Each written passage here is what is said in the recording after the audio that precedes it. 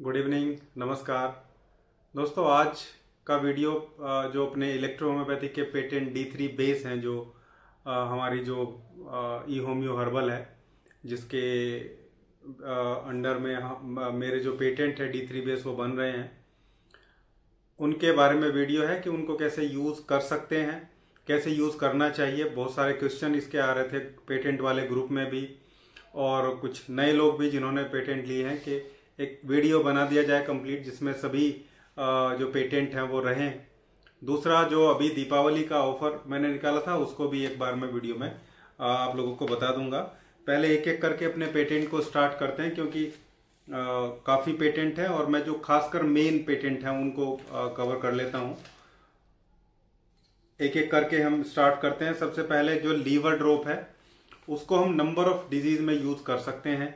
Liver drop, अगर भूख कम लग रही है, लीवर ड्रॉप मतलब लिवोटोन जो अपना D3 बेस है, अगर भूख कम लग रही है किसी को तो इसको D4 में दीजिए आप, और किसी को फैटी लीवर है तो उसको D6 में दीजिए, और जॉन्डिस के केस में D5 में आप इसको दे सकते हैं। और क्रोनिक लीवर डिजीज है कोई, जैसे सिरोसिस है, तो उसमें भी D5 में दीजिए। या लीवर का कैंसर है और कोई क्रोनिक डिजीज है तो फिर लाइटर में उसको आपको जाना होगा। याद रखिए D3 बेस है, इनको हम डाइल्यूट करके यूज करते हैं। दूसरा कोल्डरिन ड्रॉप है। कोल्डरिन ड्रॉप को आप कॉमन कोल्ड और कफ में D6 में यूज करिए मोस्टली। राइनाइटिस में आप D10 में यूज करिए, किसी को अगर राइनाइटिस है, क्रोनिक राइनाइटिस की कंडीशन है। लेकिन नॉर्मल कोल्ड एंड फ्लू में आप इसको D6 में ही यूज करिए। फिर वोमिट केयर, अपना जो पेटेंट D3 बेस है, वोमिट केयर को अगर किसी को वोमिटिंग हो रही है तो D10 में दीजिए। प्रेगनेंसी में जो वोमिटिंग लेडी को होती है उसको भी आप इसको D10 या 30 में दे सकते हैं। दूसरा, अगर किसी को ट्रैवलिंग सिकनेस है, यानी कि बस वगैरह में उल्टी होती है, तो उसके लिए सबसे बढ़िया तरीका है 1 लीटर पानी में इसकी 10 बूंदे ऐड कर दीजिए वोमिट केयर की, उसको हिला के पेशेंट को दे दीजिए। वो एक एक ढक्कन 3-4 ml उसको अपनी ट्रैवलिंग के ड्यूरेशन में लेता रहेगा। कैल्सीटोन ड्रॉप को लो कैल्शियम लेवल है उसमें D4 में ले सकते हैं। ऑस्टियोपोरोसिस में D4 में ले सकते हैं। कोई बच्चे की ग्रोथ नहीं हो रही है तो उसको D4 में ले सकते हैं। हाइट को इंक्रीज करने के लिए D4 में ले सकते हैं। हार्ट केयर ड्रॉप को हार्ट की पैल्पिटेशन वगैरह है तो D6 में ले सकते हैं, और ट्रैकीकार्डिया में भी D6 में। ब्रेडिकार्डिया में भी आप इसको मतलब धड़कन बहुत कम है, लो BP है, तो इसको D5 में या D4 में ले सकते हैं। ईजाइम ड्रॉप, किसी को इंडाइजेशन है, भूख नहीं लग रही है, तो इसको आप D4 में या D5 में दीजिए। और किसी को भूख तो ठीक लग रही है लेकिन प्रॉब्लम जलन की, एसिडिटी की, इस टाइप की है, तो इसको D6 में या D10 में लीजिए। हेडेक ड्रॉप को आप माइग्रेन में, हेडेक में, इन सब कंडीशन में आप इसको D6 में ले सकते हैं। लेकिन इसके अलावा भी और बहुत सारी जगह ये काम कर सकती है। मेनिया में इसको आप D6 में दे सकते हैं। एपिलेप्सी में आप इसको D6 में दे सकते हैं। इसके बाद ऑर्थोनिल, ऑर्थोटोन, ओलपेन और RA केयर, ये 4 हमारे स्पेसिफिक पेन के पेटेंट हैं। इसमें ऑर्थोनिल आपको बैक पेन में देना है। ऑर्थोनिल को यूज करते हुए अगर इसमें आप C3 या C4 ऐड कर लेंगे, जैसे किसी को स्पोंडिलाइसिस है, मतलब नसों की समस्या है, सर्वाइकल स्पोंडिलाइसिस है, बल्जिंग है, या लंबर स्पोंडिलाइटिस है, तो इसमें C3 ऐड करिए। रिमेटॉइड आर्थराइटिस है तो इसमें C4 ऐड करके आपको D6 में या D10 में दीजिए। D6 बढ़िया चॉइस है। ऑर्थोटोन को भी आप किसी भी जॉइंट पेन की प्रॉब्लम में दे सकते हैं, D6 में या D10 में। ऑल पेन ड्रॉप को बॉडी पेन में और स्पाइनल पेन में, या टेनिस एल्बो में, या शोल्डर पेन में, सर्वाइकल स्पोंडिलोसिस, इन सब केस में आपको D6 में दे सकते हैं। रिमेटॉइड अर्थराइटिस के केस में आपको D6 में देना है, और अर्थराइटिस में आपको ऑर्थोनिल या ऑर्थोटोन में से भी कोई एक देना चाहिए जरूर।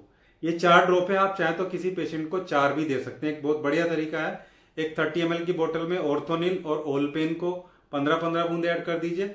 दूसरे 30 ml की बोतल में ऑर्थोटोन और RA केयर की 15-15 बूंदे ऐड कर दीजिए। ये पेन के लिए है अपने। टॉक्सिक्लियर, गाउट के केस में आप इसको D5 से शुरू करिए और D4 तक लेके आइए। D6 या D5 से शुरू इसलिए करना है क्योंकि कई बार इससे थोड़ा बहुत पेन इंक्रीज हो सकता है अगर आप इसको स्ट्रोंग डायल्यूशन में देते हैं। इसके अलावा किडनी डिटॉक्सिफिकेशन में, लीवर डिटॉक्सिफिकेशन में अगर आप इसके ग्लोब्यूल बना के देंगे ना D4 में, तो वो और भी अच्छा काम करते हैं। किडनी केयर ड्रॉप को किडनी फेलियर में D4 में यूज करिए, और पॉलीसिस्टिक किडनी वगैरह है तो उसमें D6 में आप दीजिए।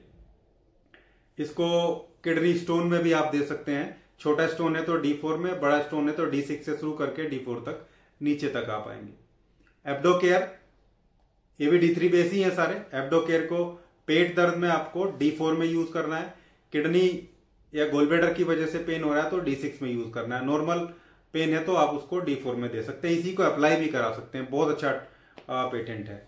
Acid care, hyper acidity, chronic acidity के पेशेंट को कंटिन्यूअस इसको पहले 30 में दीजिए, 30 के बाद D10 और D6 में कंटिन्यूअस कुछ दिन तक चलाना होता है। साथ में लीवर ड्रॉप भी ऐड कर सकते हैं इसके। स्किन फोर्ट, स्किन की कंडीशन है, कोई भी कंडीशन है स्किन की, आप उसमें दे सकते हैं इसको। लाइटर से 30 से स्टार्ट करना। स्किन फोर्ट, स्किन 1, स्किन 2, ये 3 प्रोटोकॉल हैं स्किन के लिए, 3 पेटेंट बेस हैं स्किन के लिए। स्किन 1 और स्किन 2 किसी भी क्रोनिक डिजीज में आप अलग अलग चला सकते हैं इसको, या दोनों को एक बोतल में भी किया जा सकता है। जैसे 2 ड्रॉप 30 ml में स्किन 1 की, 2 ड्रॉप 30 ml में स्किन 2 की, इस तरीके से भी आप इसको दे सकते हैं। तीनों पेटेंट स्किन के लिए बढ़िया है। मैं अलग अलग नहीं बोलूंगा, सभी स्किन के डिजीज में आप यूज कर सकते हैं, लेकिन लाइटर से शुरू करिए। लाइटर मतलब डाइल्यूटेड फॉर्मेट, 30 डाइल्यूशन। हम पेटेंट D3 से 30 तो नहीं बना सकते, लेकिन 30 के आसपास बना सकते हैं।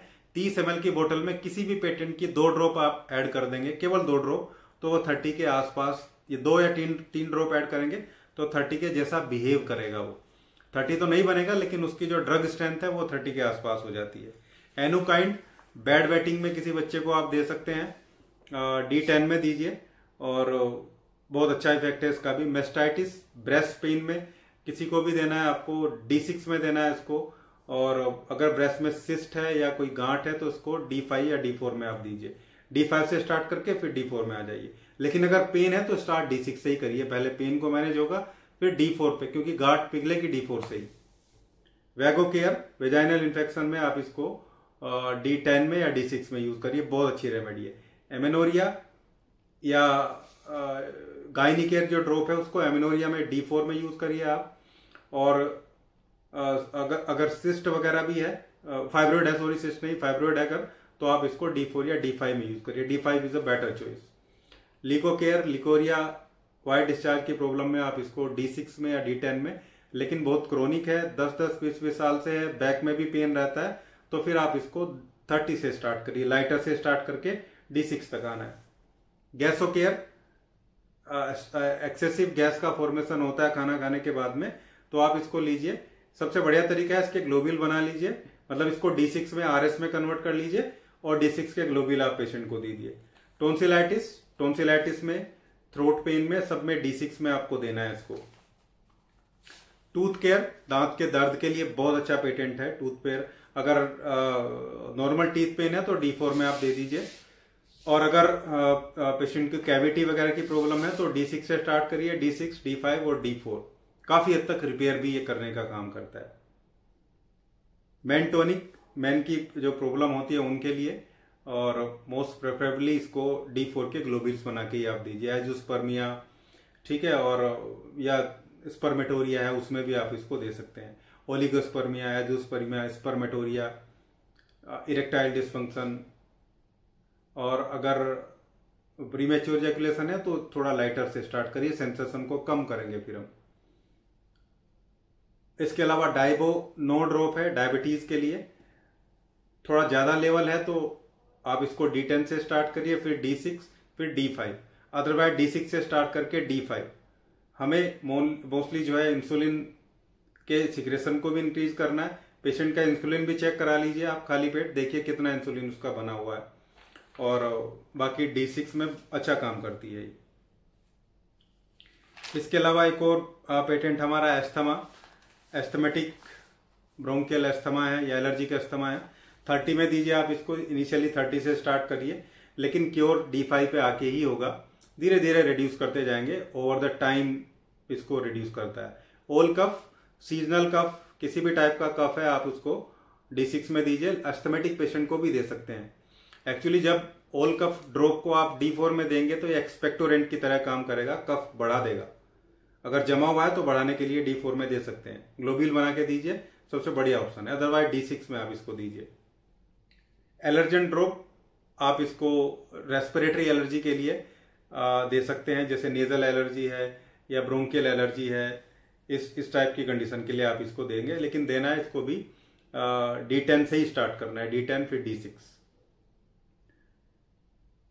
एंटीबायोटिक ड्रॉप कोई कहीं पे भी बैक्टीरियल इन्फेक्शन, बैक्टीरियल ग्रोथ आपको लगती है तो उसमें आपको इसको यूज करना है D6 देन D5। क्रोनिक है तो D6 से D5, अदरवाइज D5 के ग्लोब्यूल्स बना के आप इससे दीजिए।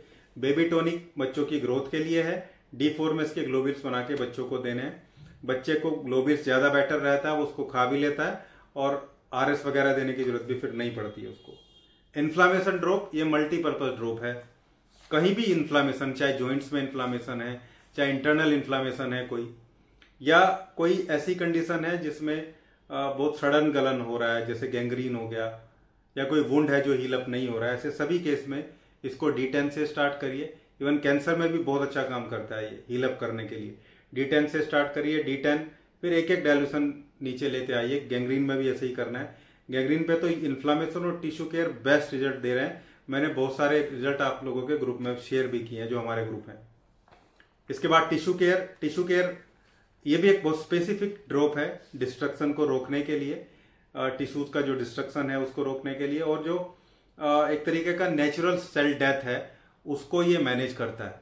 एपोप्टोसिस का जो प्रोसेस है यानी कि प्रोग्राम्ड सेल डेथ है उसको ये मैनेज करता है।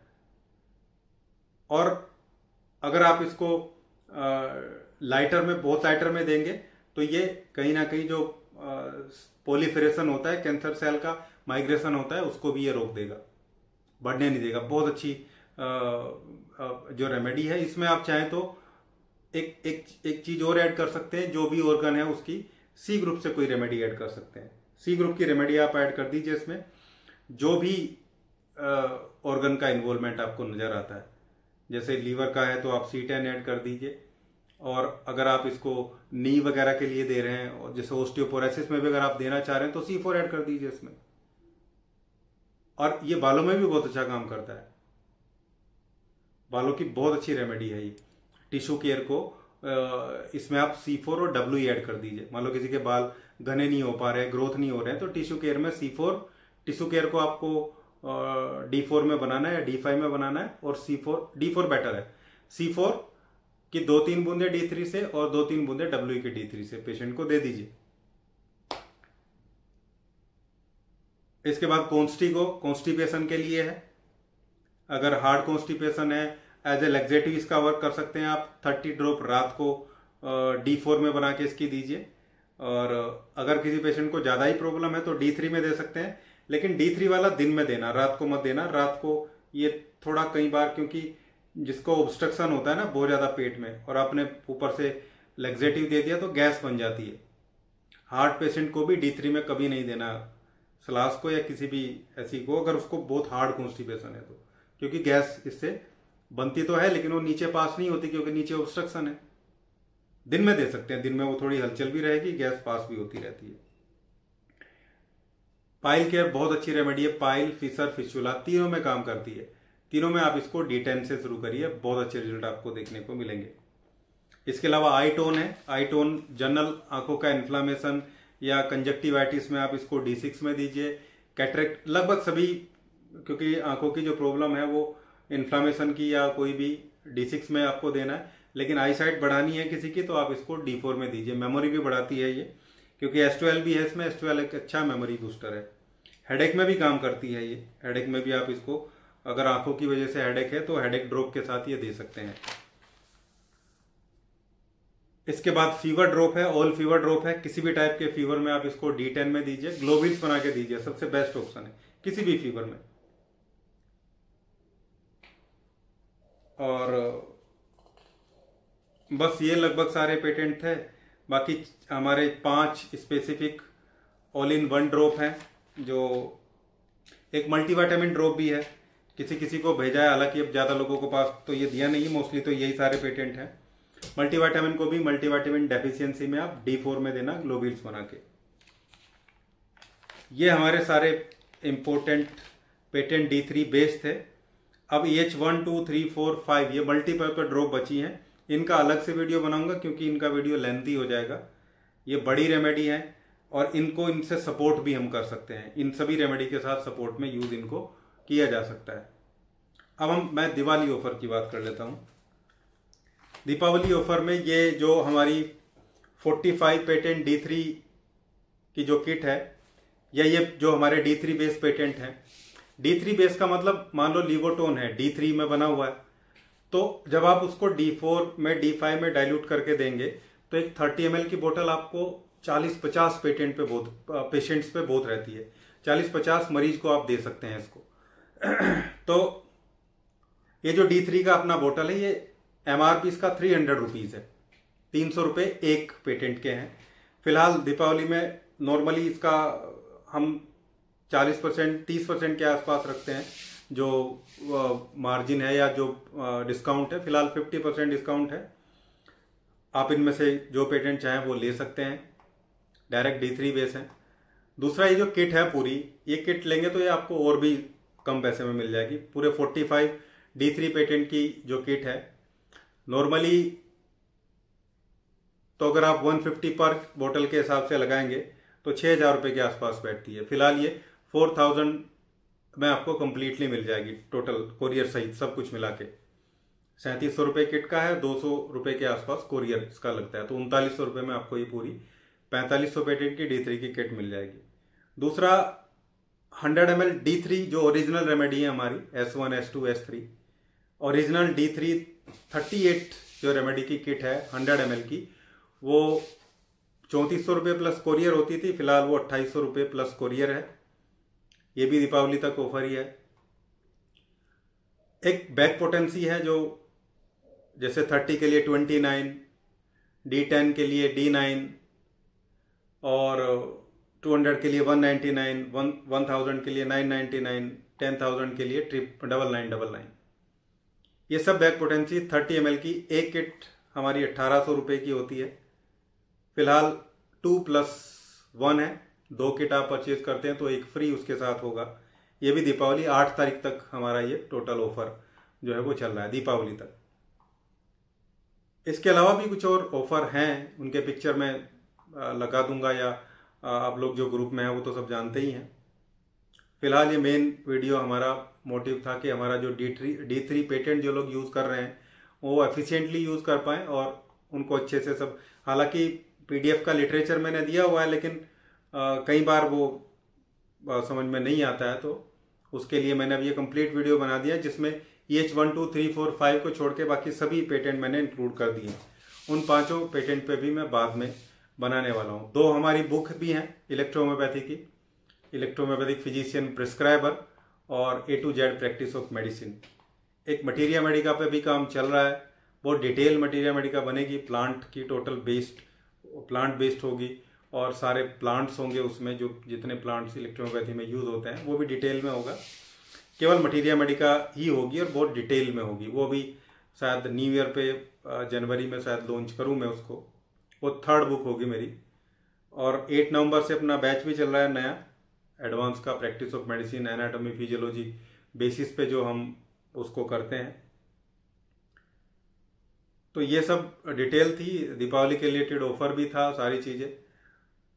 और ये पेटेंट का आप अपने पास लिख के रख सकते हैं। अब ये रिकॉर्डेड भी हो गया, ये परमानेंट भी यूट्यूब चैनल पे रहेगा। Thank you.